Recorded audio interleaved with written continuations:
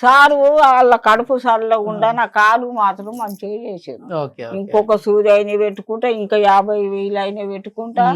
నేను ఉన్నంత వరకు నేను కాలం చేసిన ఏంటో వస్తుందా ఇదంతా. నిజంగా ఏంటంటే ఈ వయసులో వాళ్ళు చాలా హ్యాపీగా రెస్ట్ తీసుకునే వయసు. నాకు మంచిగా అనిపించింది.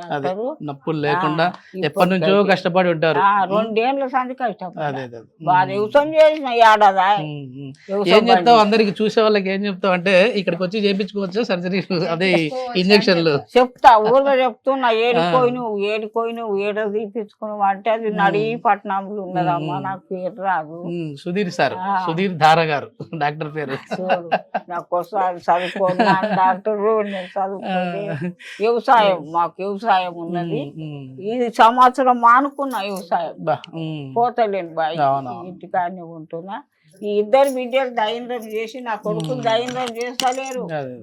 ఆస్తి మాత్రం తింటాము చేస్తావు అంటున్నావు.